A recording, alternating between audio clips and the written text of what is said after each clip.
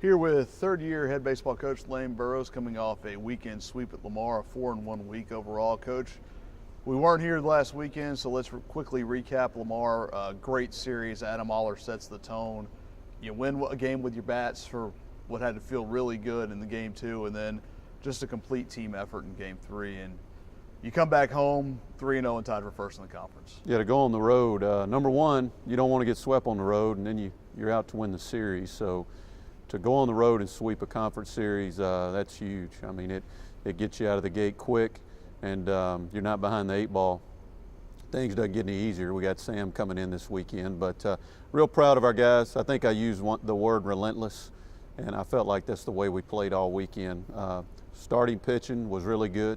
Josh Aller ran into a little trouble, but he battled out of it. It could have been worse. He minimized some innings for us, and again, we only used about 6 pitchers in the 3 games, so our bullpen's been really good with Brandon Smith and Hunter Duvick and Chase Email. So those guys came in, and Chase, he came in the other day, wasn't loose, didn't throw real well, but then he settled in and got lathered up, and he was lights out. So proud of our pitchers.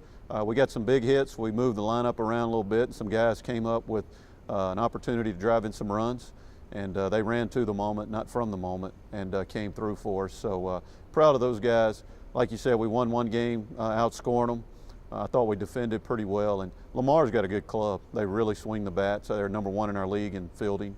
They don't make errors, and they got a good team. So I feel like we went in there and played well, got after them, and beat a really good team. So excited about getting conference off 3-0. A lot of moving parts. The lineup was a choice. The fielding lineup, not a choice. Brett Underwood's been dinged here lately. You move Caleb Dugas to right field, and that's worked out really well. He seemed to play, for a position he's never played, he seemed to take pretty well to it. I'm glad you brought that up. Caleb was unbelievable in right. He had some really tough plays to make, and the wind was howling, especially Saturday. The wind was a factor, and he had some running catches where he had to come in, and some line drives were sinking and moving on him, and he played it flawlessly. For a guy that's never been out there, to go out there and play it like he did, be a good team player, and very proud of him. Can't say enough about the way he went out there and played it. And you know, with Brett down, we got to move some people around, and we got to get our best 9 on the field, whoever that is. And very proud of Caleb for stepping up, showing a leadership senior role, and playing a good right field like he did this weekend. And a guy we saw in the midweek was Cade Jones, a freshman. His first career 3-hit game comes against ULM, and we knew from the fall that he could swing it, and he showed it that night against the Warhawks. He's a hitter. He can hit. He's going to be a good hitter at Northwestern State. He's going to put up a lot of good numbers. There's no doubt about that. He needs to mature more and learn the strike zone a little better. He gets a little over anxious, and he wants that bat in motion. But that's good for a young hitter. He wants to swing it, and we knew that in the fall. He's going to be back in there. It just so happened we put Dugas out there, and he played it good. And we swung the bats good, had some quality at bats, so we stayed with what was working, and gave Lucas another start. He had a good game against Baylor. We brought him off the bench and gave him another opportunity. I think he had 2 HBPs and got on base, and he's a good runner, so it feels good. When Heath hit the bases clearing double, we had 3 guys on base at Komodo, and when you're coaching third, that's a good feeling when you're waving them around and those guys can really run. So he adds that element, Anthony does, of a guy that can really run.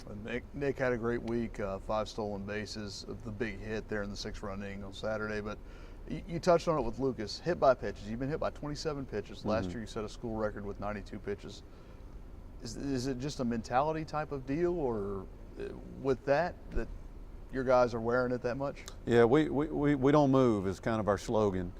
We tell our pitchers and our hitters, we own the plate. And I'm sure other programs do the same thing, but it's kind of a deal in our program. If you jump out of the way of a ball, you're going to get it, not from me, but from the other players. You know, the new rule is you're supposed to make an attempt. They've changed the rule in NCAA this year. You're supposed to make an attempt to get out of the way of the baseball, and if you don't, they bring you back. We've been brought back about 6 times this year. But, you know, when our guys have done a great job of holding their ground, and proud of them. It takes courage to take a baseball thrown 90 miles an hour and not get out of the way of it. It takes a lot of courage, and it's just kind of one of the cornerstones of our program. And, you know, we always say big innings are HBPs, walks and errors. You don't always hit yourself to a big inning. HBPs, walks and errors, lead to big innings. That's kind of the ingredients of a big inning, and our guys live by that. They know that, and it makes a difference when you guys won't move, and they take those HBPs and have the courage to do so. As we look toward this week, Louisiana Tech comes in, a hot Bulldogs team, a hot Demons team. It's always a great rivalry, but Greg Goff up there in his first year has. Do you see similarities from where you took over to where he took over? I think so. I've known Greg for a long time, going back to Gulf South Conference, Delta State, Mississippi College days, and he's a good friend. He's a great coach. He did it at Campbell. He took over a team that nobody really knew about, and he took them to a regional. So respect him, and he's going to do a great job up there. But a lot of similarities, absolutely. They beat a good Corpus team this weekend. They only got 2 games in. They won them both, and I think Corpus is top 2 or 3 teams in our league, hands down. So a lot of respect there. They're playing good. He's kind of got the ship going forward, and we look forward to playing Tech. It's a big rivalry. I know it's important to our fans and all that stuff, and to us, it's just another opponent, that nameless, faceless opponent that we got to play middle of the week, and we got a big weekend coming up. It doesn't stop. Yeah, it's not a whole lot of nameless and faceless when you talk about Sam Houston State and what they've done in this conference, but you get them here at the Bistro. You had a good year against them last year, and these guys, just from talking to them on the bus, I know they were not looking ahead of Lamar, but I do believe, can't remember who said it, but he said, guys, if we're 3-0 and they're 3-0, what do you see the Bistro this weekend? And sure enough, 3-0 meets 3-0 when Sam comes to town on Friday. It's early, but it's a big series. They all are.